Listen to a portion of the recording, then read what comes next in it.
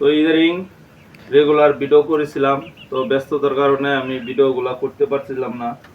তো আমাদের যে আগে খামারে যেই ভালোভাবে পজিশনটা যেভাবে নিয়েছিলাম, তো বাঁশ দিয়ে আমরা যে আমাদের ফেন্সি জাতের মুরগিগুলা যে খাঁচাগুলো আমরা রেডি করেছিলাম, তো এই খাঁচাগুলা আপনারা অনেক কমেন্ট করেছেন, ভাই আপনাদের যেই ফেন্সি জাতের মুরগিগুলা খাঁচাগুলা বানাইছেন অনেক সুন্দর হয়েছে, কিন্তু বাঁশের জন্য আপনাদের খাঁচাগুলা সৌন্দর্য দেখা যাইতেছে না।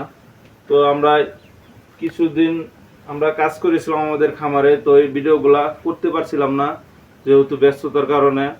আপনারা জানেন আমি কাজ করি, কাজের পাশাপাশি এই আমাদের খামারের যে ভিডিওগুলো এই ভিডিওগুলো আমরা আপলোড করি।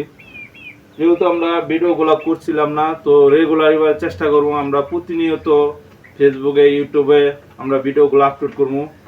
যারা যারা আমাদের ইউটিউব চ্যানেলটা সাবস্ক্রাইব করেন নাই, প্লিজ ভাই আমাদের ইউটিউব চ্যানেলটা সাবস্ক্রাইব করে দেন। আর যারা যারা আমাদের ফেসবুক পেজটাকে ফলো করেন নাই, আমাদের ফেসবুক পেজটাকে ফলো করে দেবেন। তো বাঁশের যে আমরা খাঁচাগুলা বানাইছিলাম, এই খাঁচাগুলা থেকে রিয়াল আপনাদের কথা অনুযায়ী এই রিয়ালটা আমরা করেছি নেটের যে প্লাস্টিকের নেটটাই, নেট দিয়ে আমরা যে খাঁচাটা বানাইছি দেখতে পাচ্ছেন।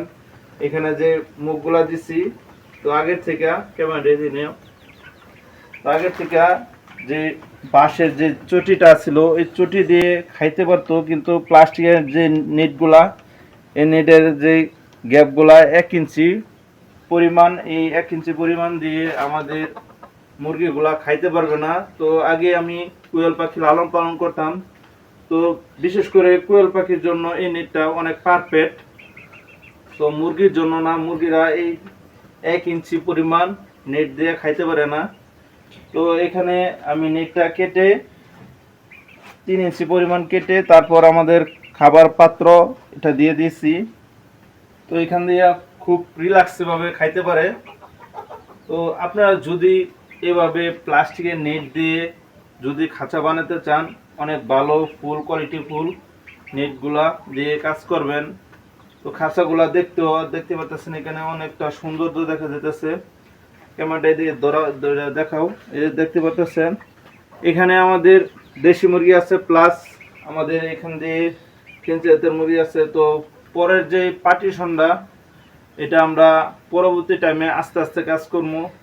তো আপাতত আমাদের যেই রুমগুলো আছেন ফেন্সি জাতের, তো এইগুলো আপাতত ফিল আপ আছেন। তো পরবর্তী টাইমে আমাদের যে খামার থেকে যে ফেন্সি জাতের মুরগিগুলো আমরা উৎপাদন করবো, সেগুলা আমাদের উপরের পার্টে আমরা রাখবো। তো সবাই দোয়া করবেন আমাদের খামারের জন্য, যাতে আল্লাহ তাআলা আমাদের খামারে বারাকা দান করেন।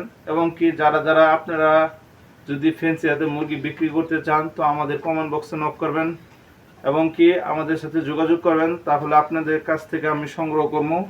তো সবাই ভালো থাকবেন, সুস্থ থাকবেন। আসসালামু আলাইকুম রহমতুল্লাহি ওয়া বারাকাতুহু।